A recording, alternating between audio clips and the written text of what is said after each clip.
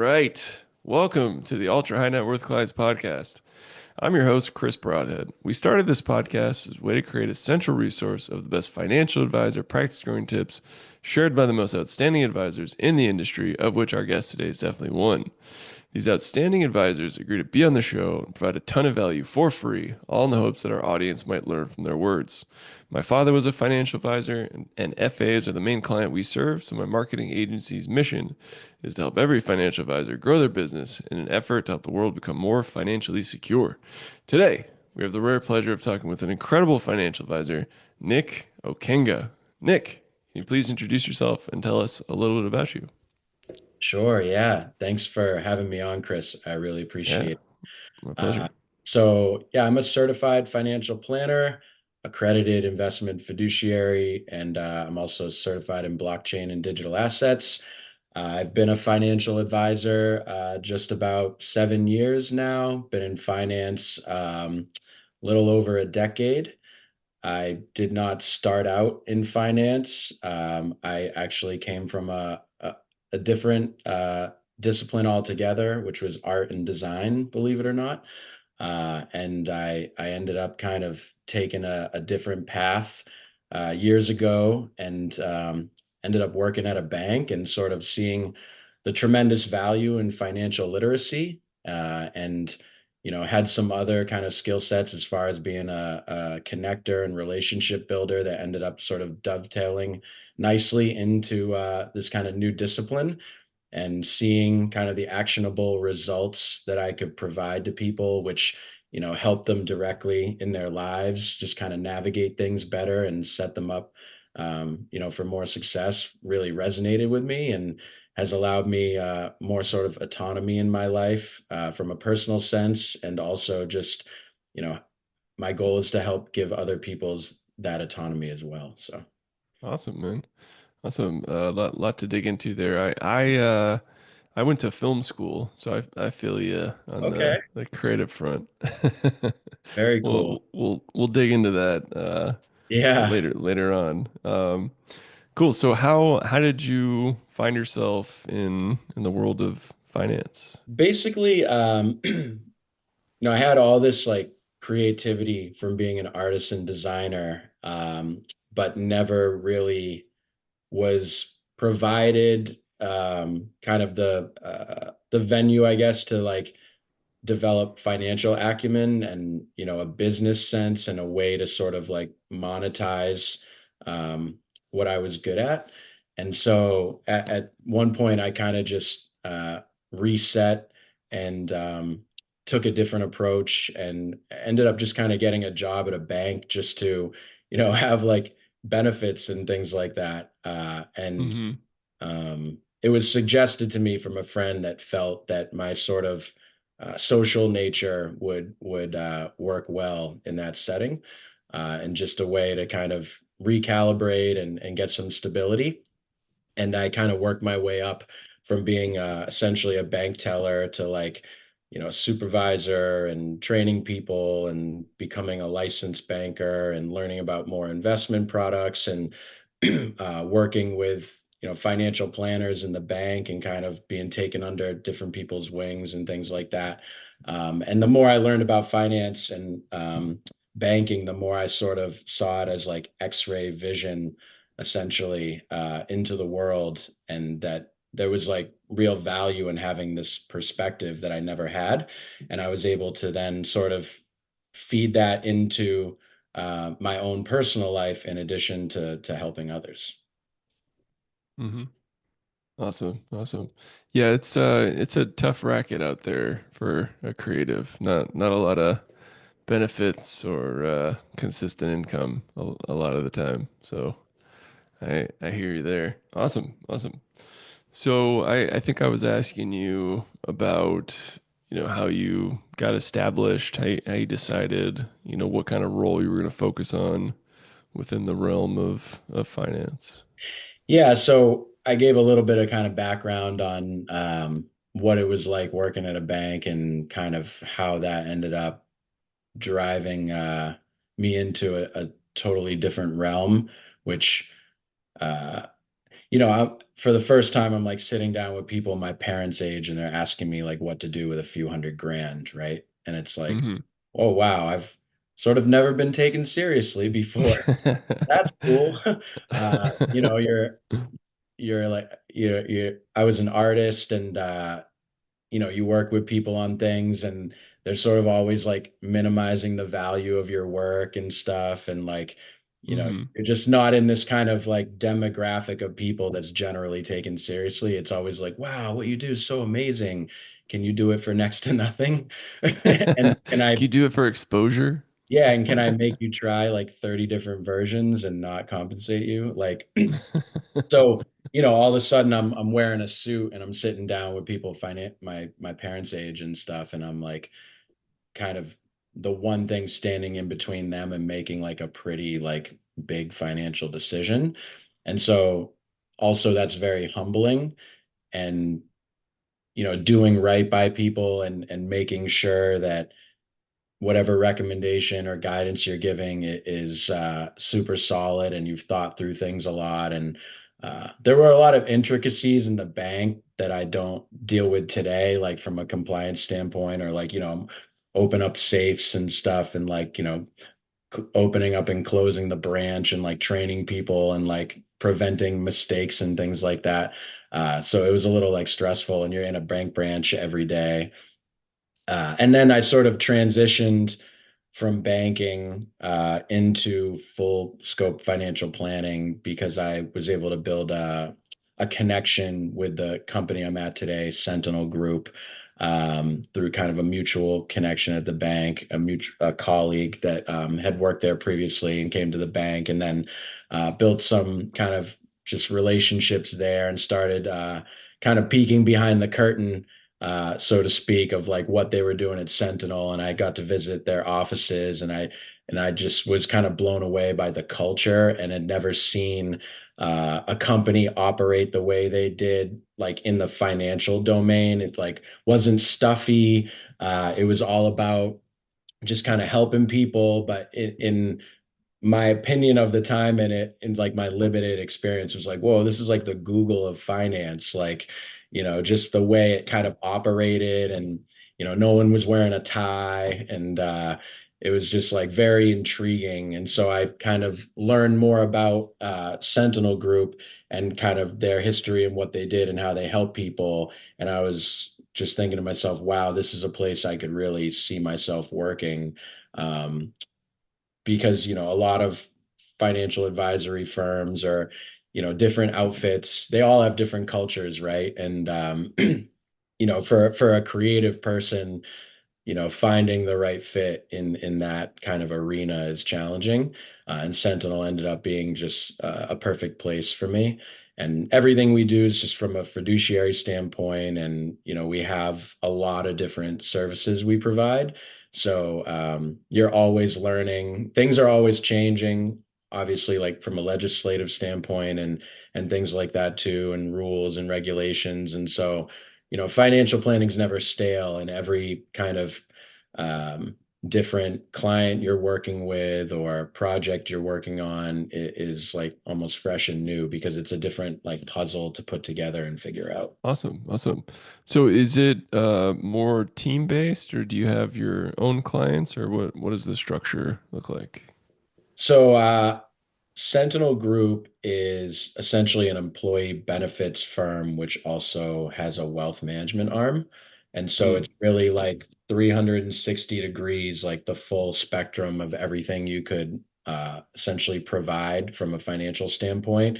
And it's become, so important in like the corporate space, to have really good employee benefits, financial wellness programs, promoting financial literacy, to retain, employees, but also promote their own financial health and well-being, so that they can be, better employees as well. Um, and so that is a really big aspect of what we do. Like we administer and advise on retirement plans. We provide health and welfare services, as far as like, flexible spending accounts, health savings accounts. We broker, group health insurance and life insurance and disability. And so like really all those employee benefits that we work on, whether we're sort of like facilitating as connectors or we're actually administering. And then, our wealth management folks, which I'm on that team, are really sort of the experts in, financial planning to be able to provide, education and resources to employees of those benefits, especially retirement plans. And then I have a personal book of clients that I build out of kind of that structure, which is just a really amazing business model as well. And then we, partner with and work alongside a lot of other financial firms, like the big names everyone would recognize.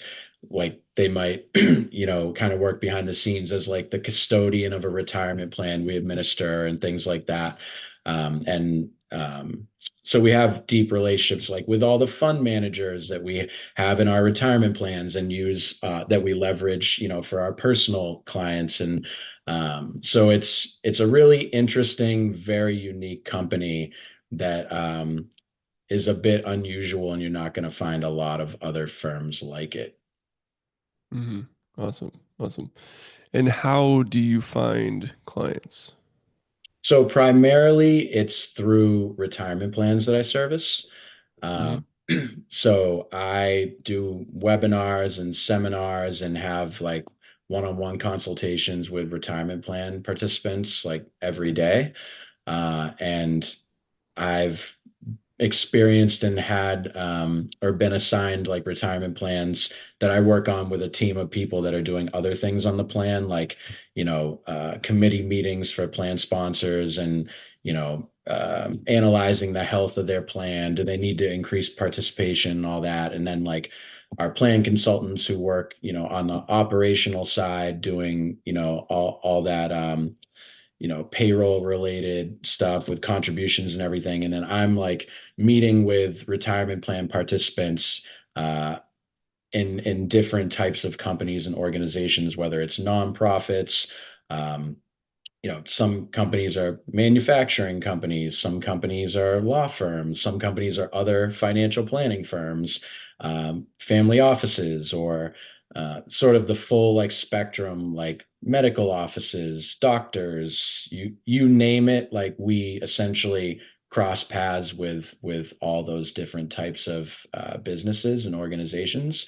So it's like the next level of that kind of X-ray vision into the world I was talking about with banking.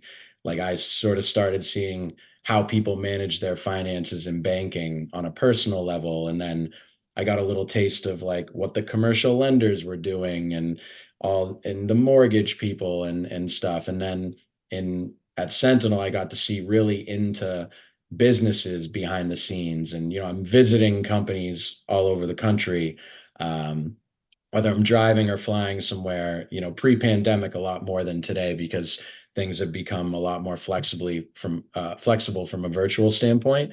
But I'm really getting to know how businesses operate, how they kind of manage, their day to day, what they do for their employees.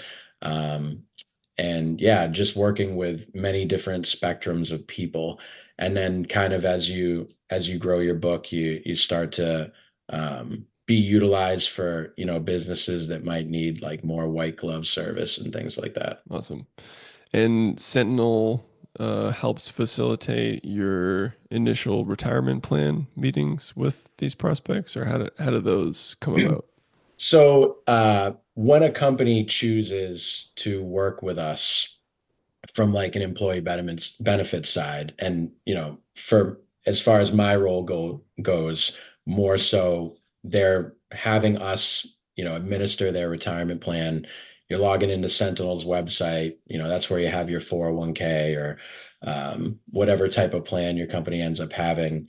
And once that plan is essentially implemented, then if they also have advisory services with us, then a financial planner is essentially introduced as the the main participant contact as far as being able to offer advice in how to navigate retirement plans and how their plan works, how it's designed, how to best take advantage of it, pre-tax versus Roth and after tax, and you know mega backdoor Roths and like all these different things you can do inside of plans, which that one is a very like hot button topic that isn't always as feasible to accomplish because of like plan testing reasons and things like that. But that's getting into the weeds. But you hear about it a lot, and it comes up also for higher net worth folks.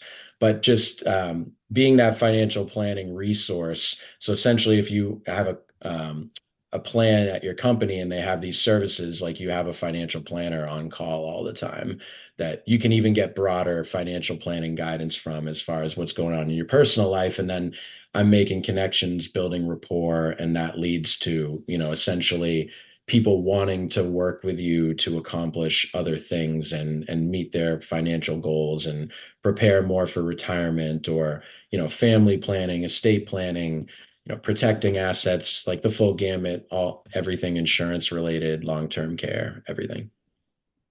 Hmm. So a Awesome. lot of Awesome. a lot of advisors have to really like pound the pavement and, join, Yeah. certain groups and things. Whereas like we sort of have this very interesting model that provides, access to folks that like a lot of advisors might not, have access to. Um, awesome. So you mentioned webinars a little while back. We do a lot of webinars for financial advisors, and of all the marketing tools that we've discovered and tried and you know tried to squeeze as much value out of, that seems to deliver just an unbelievable value and ROI. Can you talk about your experience with webinars and if they're working for you as well? Oh yeah, I mean, webinars are a tremendous tool to leverage. Not only is it, displaying kind of your expertise and, how confident you are with the material you're delivering, but you're like in my scenario, like I, I recently did a webinar for like 200 people on a plan that we have that is a really important client that does um, you know, pretty interesting work for high net worth folks themselves, and they're dealing in a certain aspect of that space, but don't necessarily know a lot of the things I know about either personal financial planning or retirement plans and things like that. So um, yeah, it's like I got so many appointments out of that, one webinar just from touching upon things that, folks might not be aware of and things like that. And then we have a very broad curriculum of topics that we cover and are always Hmm. building that out to, be able to provide value to, the business owners and clients that we serve for their employees. And, whether it's Social Security and Medicare or what we call health and wealth planning, tax efficiency and retirement and tax diversification and ways to, minimize other costs in retirement by reducing income from having income streams that are taxed differently and leveraging all these different things and how that, you know, dovetails into what you're doing from a retirement plan standpoint as far as how that money is getting taxed when you contribute it and the decisions you're making and long-term care planning, like you name it, we're covering the gamut of, topics and being able to provide whether it's webinars, which is more often than not these days, or in-person seminars. People learn right off the bat, like, are you approachable?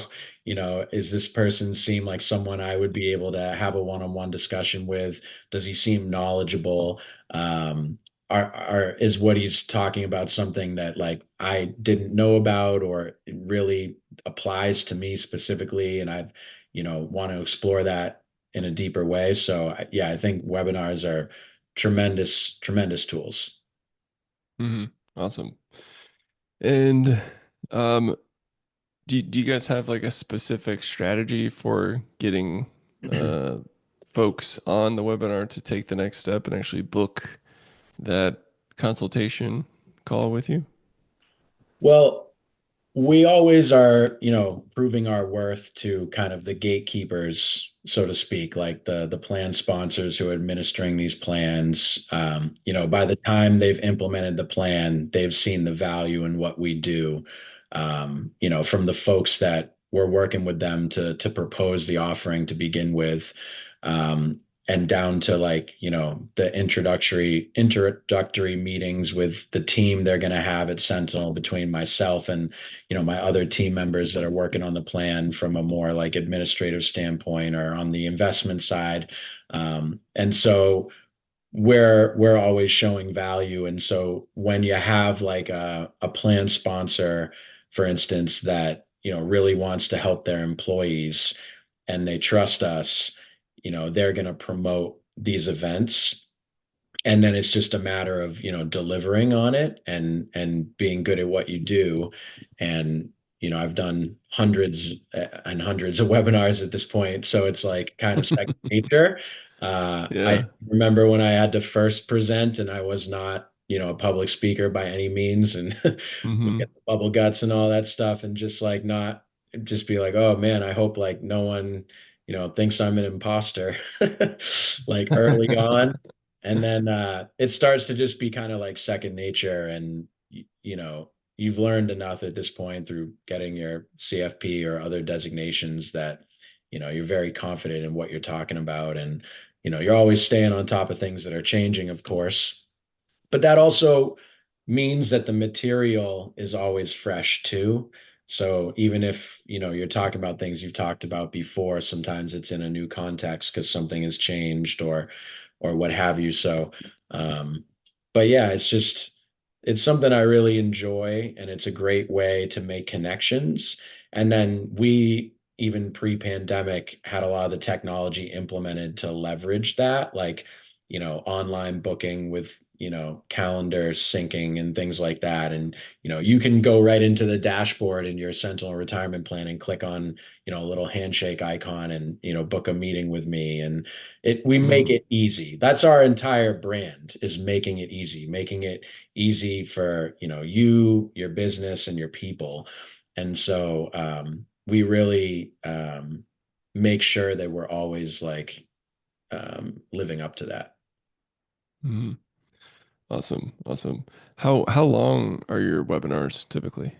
Depends. If a group is less engaged, maybe 30 minutes, 30 to 45 minutes, an hour if they're really engaged.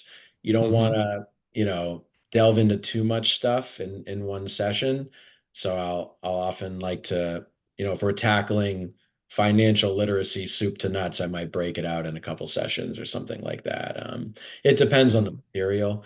Um, but a lot of people don't really know the basic math behind what it takes to retire, and what these tools mean. Like if most people that are probably listening to this right now have a 401k or have had one, have logged into, some participant dashboard before and saw like 60% to goal or 100% to goal or whatever. And like, what does that even mean? What is the tool even? What's the formula behind that? Like, what are the data points that are giving you that information? And so, even on a basic level, even for folks that are like higher net worth, they might be doctors, right? And it's like they're kind of in this silo of like they have to know so much about what they do that they don't even have like the mental bandwidth necessarily to like deep dive into, what I'm educating them on, right? Which, you know, is true probably across the board in many disciplines.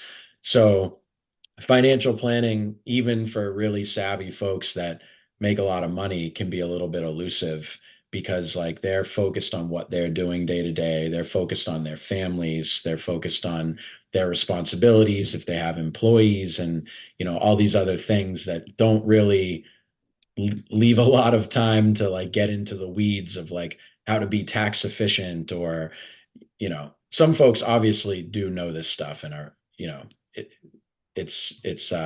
you can learn a lot on your own these days, but also it's like, how do you know what information you're getting is good or not? And that's kind of like where I come in, I guess. Awesome. And this can be kind of a dry subject, or certainly areas of it can be. Is there any special tips or tricks you employ to keep people engaged during your webinars? I think it's just about truly being knowledgeable and having thought a lot about how these decisions might really impact someone in uh, a substantive way or with a story or um, examples. Like I think that really drives things home and piques people's interest and gets them thinking more like, man, I should be, meeting with a financial advisor, or I should, you know, most people have things that are on their docket from a financial perspective that they're just like kicking the can down the road all the time.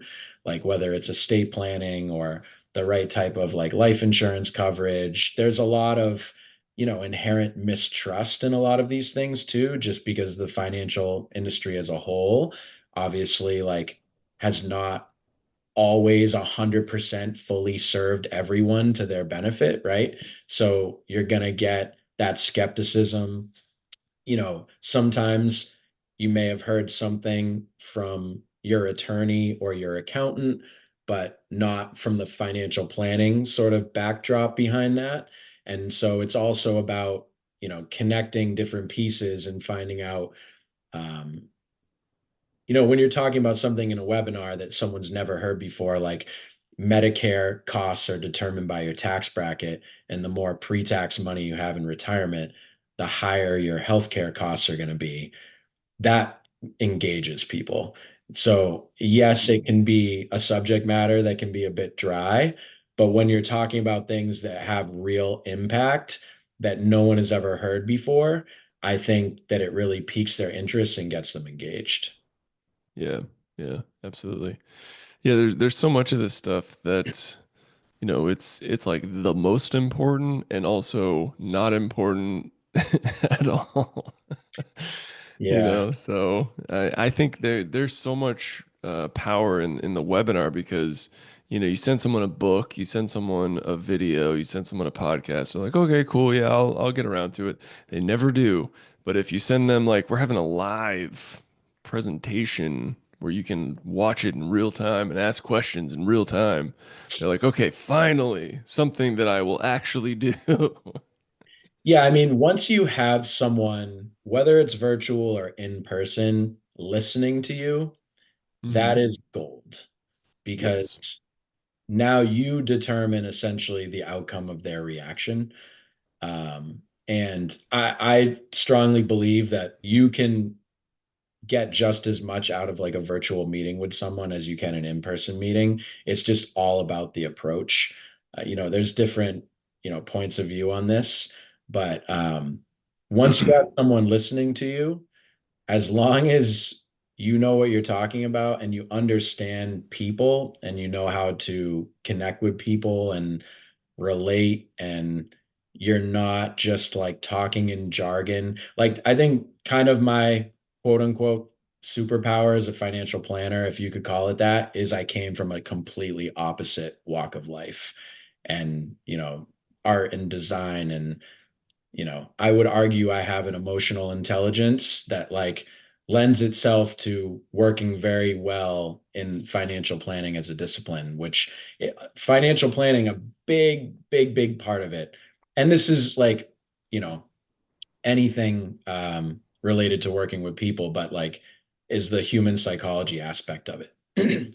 And so you have to really understand human psychology very well to be effective because a lot of what you're doing is essentially, behavioral psychology, trying to prevent people from making emotional decisions, putting things in context to ease their anxiety, like not doing anything that's gonna, make them feel like well, he didn't really explain that well enough, and now he just wants me to open an account. Like that's weird. Like, or you need to really get people to understand these things and feel comfortable and confident with you and trust the process. And, always tie it back into, you know, we expected this.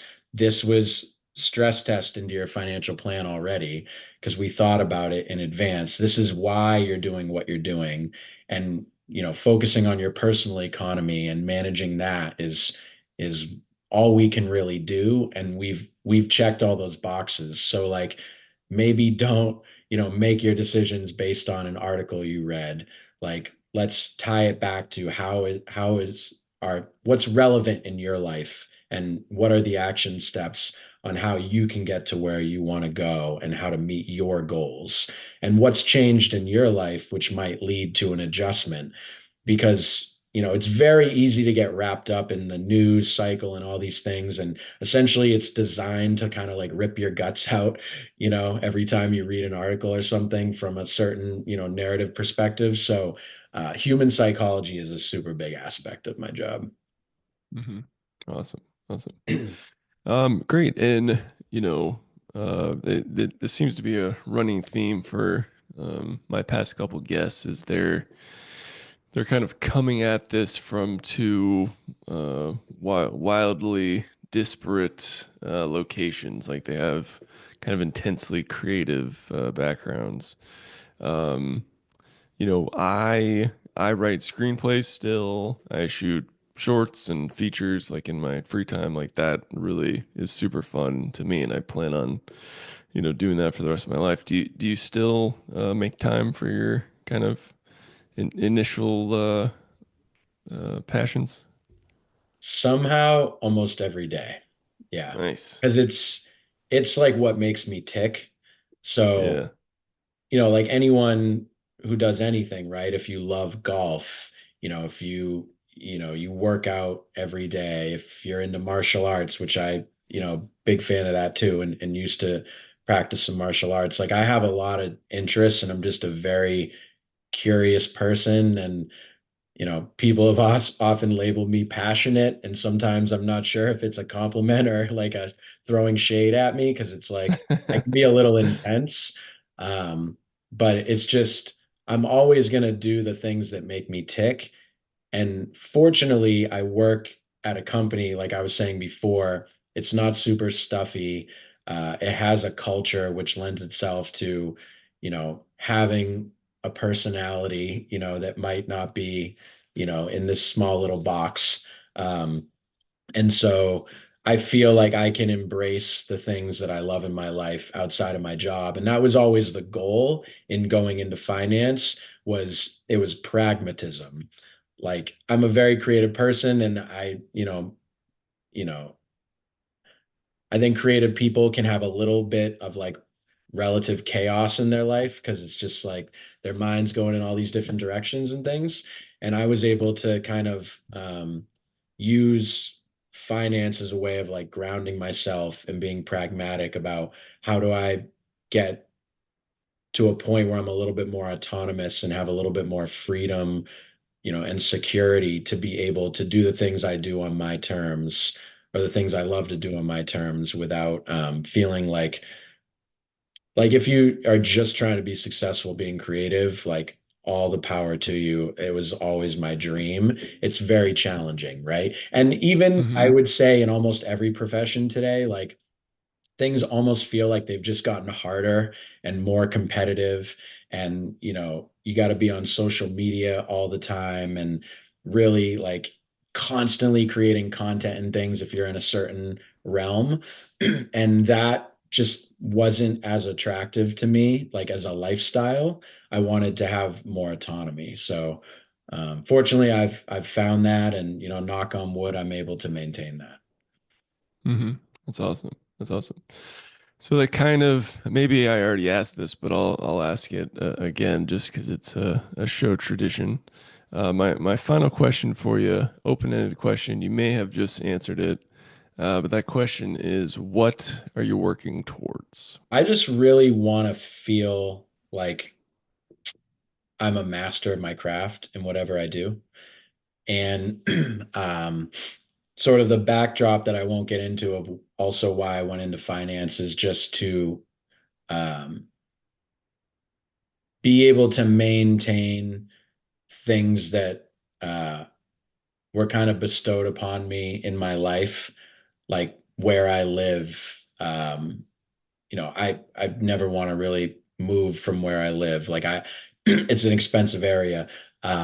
I want to always stay connected with family. I want to always be helping people, but I also want to help myself. So I have certain like goals, like, I have a vision board behind me that's like categorized like Cool. in different aspects of my life and, prioritized like in each column as far as what I'm trying to accomplish and what that timetable is like. And, I leverage AI to do strategic planning and synthesize ideas and, take all these different aspects of that were sort of fractured before in my life and things that I believed in or my core philosophies or health related stuff, anything. Like I always am looking to like synthesize and come up with a better plan and kind of see it through. So I have like a 5-year plan that's like very dialed in that will likely adjust to some degree as it develops, but I have a lot of personal goals on the creative side, on the career side, family, all that stuff, health that I'm always working towards. And I think that, the best like advice I could impart on anyone is like try to think that stuff through, write down on paper what your goals are, try to be intentional. People are always talking about like SMART goals, but it is an important thing like to have goals, to know how long it's going to take or how long you want it to take to accomplish something, to be tracking the progress, to always be adjusting as life changes. And I think because I already kind of think that way, financial planning kind of dovetailed nicely into, you know, um, my kind of personality. Um, I definitely in my 20s was like fly by the seat of my pants, didn't really have a plan for anything, just had grandiose ideas and thought I would accomplish them with, a ridiculous amount of, ignorant confidence. And then, life kind of, you know, brought me back to earth a number of times. And now I kind of, inject pragmatism into it and realism. And so, yeah, I want to be really good at my craft. I want to help people. And I want to probably stay in financial planning for the long haul, just because it's such a great profession and it is always changing. I see the landscape of it changing a lot, though, with new technologies and new expectations. So it's hard to say beyond my 5-year plan, like what things will really look like. But I always have a plan, B, C, D, and E. Awesome, awesome. Well, you're extremely organized and motivated and talented individual. So we'll be excited to keep watching your journey. Where can my audience find out more about you, Nick? So on LinkedIn, you can look me up right on LinkedIn. I often share kind of content and published articles and things like that that I've published on different websites.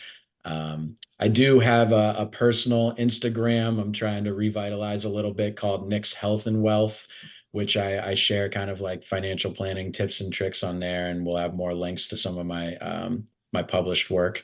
But primarily there, and then at sentinelgroup.com, you can go to like the meet our planners tab and check out our team, and I'm on there. And always contact me and reach out, shoot me an email, or um, message me on Instagram or LinkedIn, and just follow me and shoot me a message if you ever want to connect and talk more about any of these things. Awesome, awesome. And we'll be sure to link to all that in the show notes. Nick, thank you so much for taking the time, man. This was awesome. You are who I hope shows up to every interview.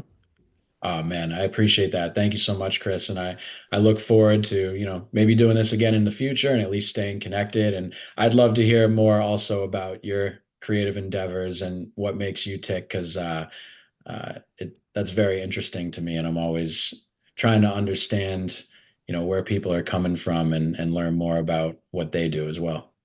Hmm. Awesome, awesome. Yeah, we'll definitely do that.